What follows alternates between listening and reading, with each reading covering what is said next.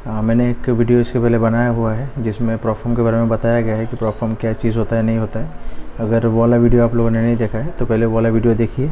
ये है उसका दूसरा पार्ट। इसमें मैं आप लोगों को बताऊंगा कि प्रॉफर्म चैलेंज बाय करने से पहले आप लोगों को किन पॉइंट्स का ध्यान रखना है। ये प्रॉफर्म कोई भी हो, लेकिन आपको जो पॉइंट्स मैं अभी बताने जा रहा हूँ उनको आप ध्यान में रखकर प्रॉप चैलेंज बाय कर सकते हैं। कंपनी ट्रस्टेड है या नहीं, ये चीज़ चेक करना आप लोगों के लिए बहुत ही ज़्यादा ज़रूरी है। तो उसमें सबसे पहला पॉइंट ये रहेगा कि रेपुटेशन चेक, यानी कंपनी का रेपुटेशन मार्केट में कितना है, कंपनी कितने दिनों से है, ठीक है, कितने सालों से कंपनी इस फील्ड में है, काम कर रही है, और पे आउट बराबर दे रही है या नहीं, सबसे इम्पॉर्टेंट पॉइंट। क्योंकि तो ये हो गया पहला पॉइंट। और अभी आते हैं दूसरे पॉइंट पे। दूसरे पॉइंट में है ड्रॉ डाउन रूल्स, यानी किसी भी प्लेटफॉर्म अगर आप बाय करते हैं तो उसमें एक रूल रहता है कि अपन कितना लॉस कर सकते हैं, ठीक है। तो सबसे पहले आप लोगों को चेक करना है डेली ड्रॉ डाउन लिमिट कितना है, उसके बाद मैक्सिमम ड्रॉ डाउन लिमिट कितना है, यानी टोटल ओवरऑल आप लोग कितना लॉस कर सकते हैं, ठीक है। और वो जो ड्रॉ डाउन का टाइप है वो बैलेंस बेस्ड है या फिर इक्विटी बेस्ड है, यानी समझ लीजिए आपने एक $10,000 का अकाउंट लिया है और अपन ने अकाउंट यहाँ पर बाय किया है, अपना ड्रॉ डाउन है अभी यहाँ पर, इतना यहाँ पर डिफरेंस है, ठीक है। लेकिन जैसे आपका बैलेंस ऐसा ऊपर जाता है तो ट्रेलिंग ड्रॉ डाउन में क्या होता है कि आपका लॉस का जो लेवल है वो भी ऊपर जाता है, यानी यहाँ से यहाँ तक का जो आपको गैप मिल रहा था वही गैप आप प्रॉफिट करने के बाद में भी यहाँ से यहाँ तक का ही रहता है, ठीक है। तो वो चीज़ आपको ध्यान से देखना है कि वो स्टैटिक रहना चाहिए, यानी आपने अकाउंट यहाँ पर बाय किया, यहाँ से स्टार्ट किया आपने, आपका ड्रॉ डाउन यहाँ पर है, ठीक है। आप ऐसा अकाउंट आपको ऊपर जा रहा है, आप ट्रेडिंग कर रहे हैं, आपका अकाउंट प्लस होते जा रहा है, लेकिन आपका जो लिमिट है ना वो यहाँ पर ही रहना चाहिए। तो फिर क्या होगा, आपको इतना फ़ायदा मिलेगा। जब अकाउंट यहाँ से यहाँ तक आएगा स्टॉप लॉस हिट होगा। तो ये चीज़ आप लोगों को चेक कर लेना है। तो चलिए देख लेते हैं तीसरा पॉइंट क्या है। तीसरा पॉइंट ये है कि प्रॉफिट टारगेट। प्रॉफिट टारगेट क्या है, फेज़ 1 का टारगेट आप लोगों को चेक करना है, फेज़ 2 का टारगेट चेक करना है, और अचीवेबिलिटी चेक, यानी टारगेट अपन अचीव कर सकते हैं या नहीं, रियलिस्टिक है या नहीं, ठीक है।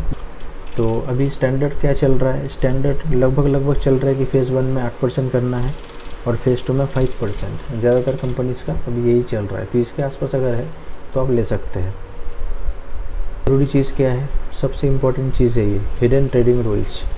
तो ये आपको कंपनियाँ कैसा है ऊपर शो नहीं करती है, जैसे ट्रेडिंग, न्यूज़ ट्रेडिंग बोले तो न्यूज़ में फ्लक्चुएट बहुत होता है, ये सभी को पता है। तो न्यूज़ के टाइम पे वो आपको एंट्री करने का मौका दे रहे हैं, नहीं दे रहे हैं, न्यूज़ ट्रेडिंग अलाउड है, कितने देर पहले आप एंट्री कर सकते हैं, न्यूज़ के कितने देर बाद आप एग्जिट कर सकते हैं, तो ये सब चीज़ें रहती है। प्रॉफर्म का अकाउंट आपको बाय करना है तो उनके रूल्स में जाइए, रूल्स में जाकर अच्छे से पढ़ कर देखिए कि रूल्स क्या क्या कहना चाहती है। अच्छा, और एक चीज़ वीकेंड होल्डिंग, बहुत से प्रॉफर्म में वीकेंड होल्डिंग नहीं होता है जैसा। और एक पॉइंट है EA कॉपी ट्रेडिंग। EA यानी ये बॉट टाइप का होता है, तो कोई प्रॉफर्म इसको अलाउ करती है कि भैया तुम कर सकते हो, ठीक है, लेकिन ज़्यादातर प्रॉफर्म में अलाउड नहीं रहता है, तो ये भी चेक कर लेना ज़रूरी है। और एक पॉइंट होता है कंसिस्टेंसी रूल, कि इसके बारे में बहुत सारे वीडियोस आप लोगों को मिल जाएंगे, थोड़ा सा देख लेना डिटेल में। मैं तो अभी शॉर्टकट में समझा रहा हूँ आप लोगों को, उम्मीद है कि समझ में आ जाएगा। आपको अगर 10% प्रॉफिट बनाना है, यानी 10,000 में $1,000 आपका प्रॉफिट टारगेट है कि उतना आप टारगेट बनाएंगे तो आपका अकाउंट पास हो जाएगा। अगर $1,000 आपको बनाना है और 20% का कंसिस्टेंसी रूल्स है, तो $1,000 का 20% जो बनता है उसके ऊपर आपको एक दिन में नहीं बनाना है, उसके अंदर ही आपको प्रॉफिट एक दिन में बनाना पड़ेगा। ये होता है कंसिस्टेंसी रूल। तो इसके वजह से क्या होता है कि आप बन जाते हैं एक प्रॉफिट टारगेट के अंदर कि दिन में आपको इतना ही प्रॉफिट करना है, उससे ज़्यादा आप नहीं कर सकते। चाहे और एक चीज़ होता है लॉट साइज़ कंसिस्टेंसी, ठीक है। इसमें कैसा रहता है कि लॉट साइज़ आप इतने से इतना ही ले सकते हैं, इसके ऊपर नहीं ले सकते हैं, तो इन बातों का भी आपको ध्यान रखना है।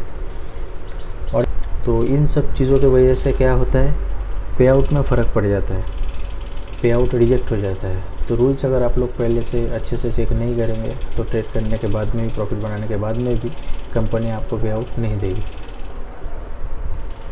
तो चलिए चलते हैं नेक्स्ट स्लाइड पे। अपना 6 पॉइंट है ट्रेडिंग प्लेटफॉर्म। ट्रेडिंग प्लेटफॉर्म क्या क्या है आप लोगों को पता होगा।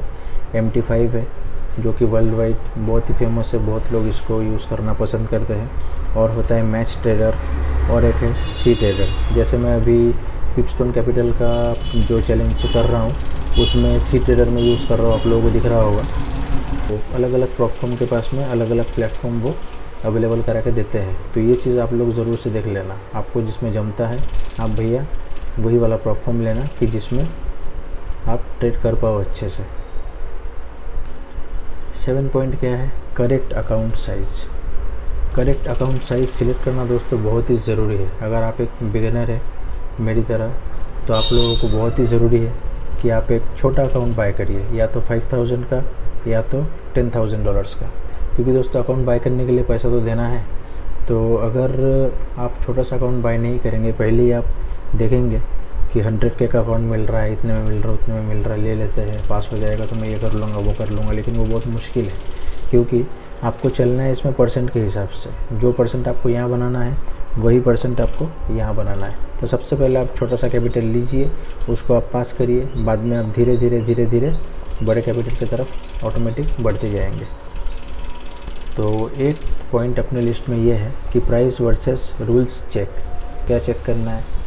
सबसे पहले आपको चेक करना है कि सस्ता, अगर ये बहुत ही ज़्यादा सस्ता दे रहा है तो इसमें कुछ प्रॉब्लम हो सकता है, तो उसके रूल्स आप सबसे पहले चेक करिए।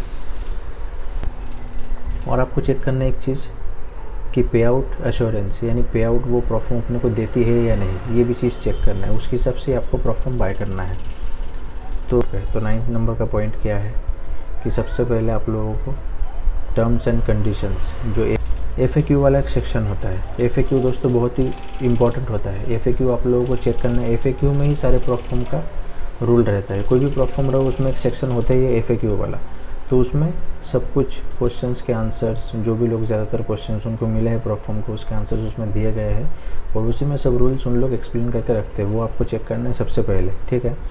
फिर बाद में हिडन पॉलिसीज़ कि हिडन रूल क्या है इसमें, जो मैंने आप लोगों को बताया, न्यूज़ ट्रेडिंग ये वो, तो ये सब हिडन रूल्स के अंदर आता है। ये सब ऊपर ज़्यादातर प्लेटफॉर्म नहीं दिखाते हैं। और एक है पे आउट पाइपलाइन, यानी पे आउट प्रोसेसिंग करने में कितना टाइम लगाते हैं वो, कितने दिन बाद पे आउट दे रहे हैं लोगों को, ये सब चीज़ भी आप लोगों को चेक करना है कि उनका क्राइटेरिया क्या है, कितने देर में पे आउट देते हैं, कैसे क्या अप्लाई करना पड़ता है, सब कुछ चेक कर लेना, ठीक है। तो आ गए अपन लास्ट पॉइंट में, जो 10 नंबर का अपना पॉइंट है। 10th नंबर का पॉइंट यही है कि पॉइंट इसमें कुछ भी नहीं है, जो कुछ मैंने आप लोगों को शुरू से आखिरी तक बताया है वही सब कुछ यहाँ पर मेंशन है।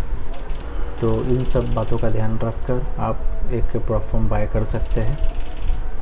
तो दोस्तों ये वीडियो बस एजुकेशन पर्पज़ के लिए था। अगर आप लोग ट्रेड करना चाहते हैं तो उसके पहले ज़रूर से अपने दिमाग से सोचिए, खुद से सोचिए आपको ये चीज़ करना है नहीं करना है, उसके बाद ही डिसीज़न लीजिए। चलिए मिलते हैं नेक्स्ट वीडियो में।